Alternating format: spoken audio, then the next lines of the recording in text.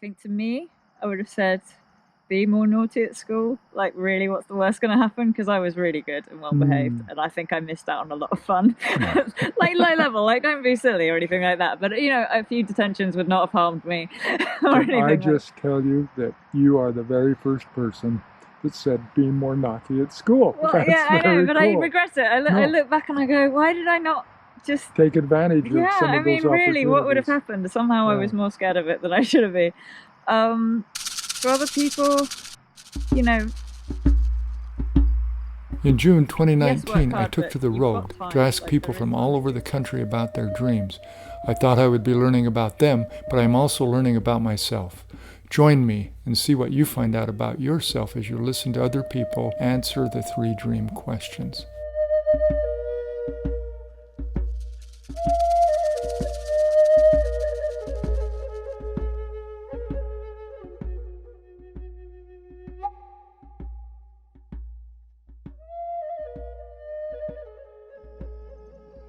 This is Jilly, and she's agreed to answer the 3 dream questions.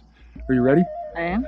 Okay, the first question is, what are your hopes and dreams? What are your aspirations? I think my hopes and dreams are just for a happy life.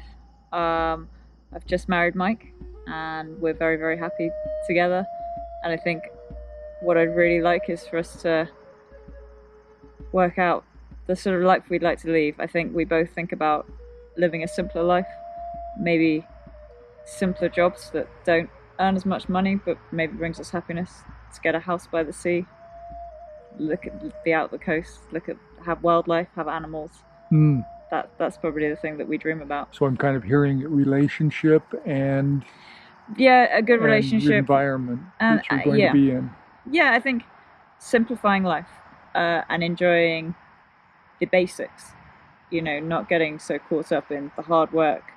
You know, the fast pace of life that throws at you, you know, slowing things down and actually enjoying our company, enjoying the life we have, enjoying our surroundings. That, I think that's for me is the thing that, you know, we dream about together. And I think that's what we'd like. That's really cool. That's fun.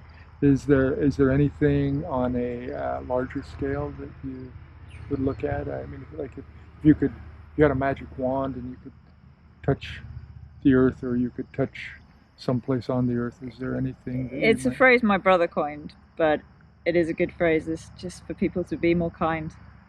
Kindness, I think, is really important. You know, everyone's human. Where did that come from?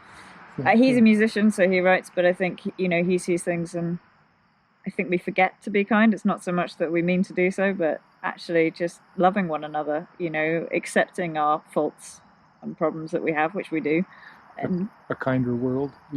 Just be more kind, be more accepting, be loving to each other. I think, you know, there will always be problems, but if we can be kind and help each other, community, I think we all see that deteriorate a little bit. Certainly as Brits, I think we see that deteriorate, and actually it's really important.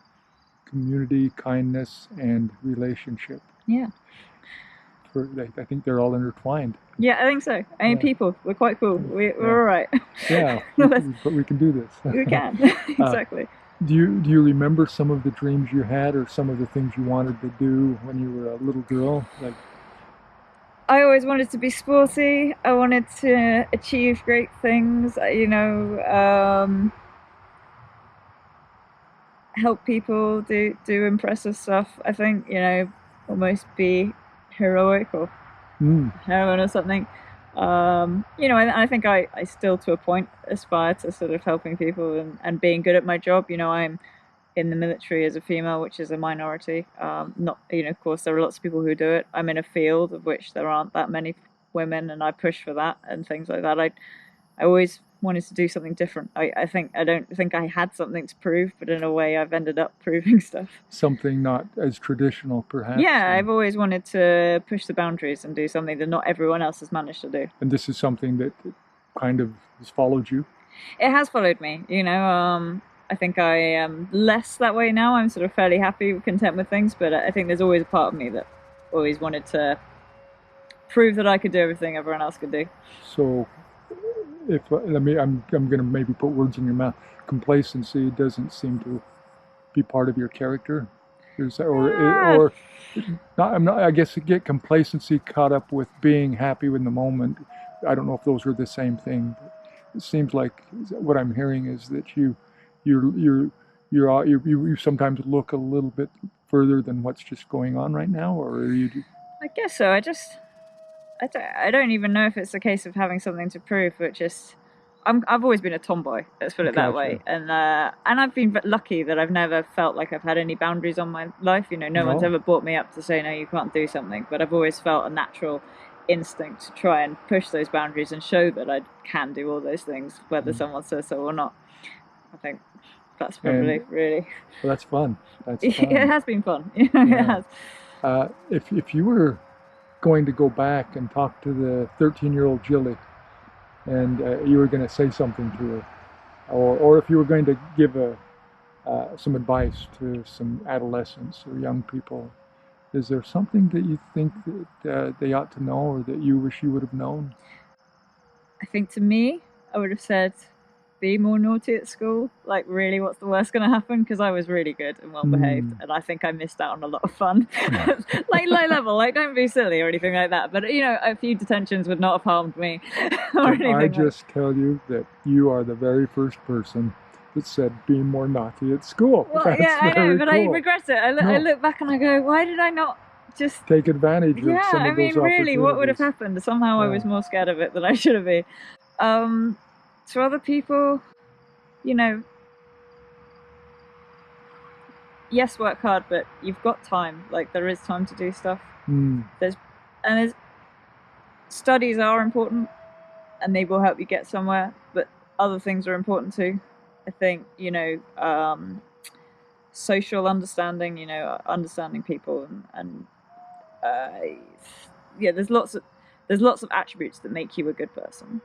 And make you life important, and it doesn't all have to be on your I'm sensing a bit of a circle here. We're getting back to relationship. Yeah, maybe. Again, a little bit. Maybe not. Yeah, I don't know. One last question.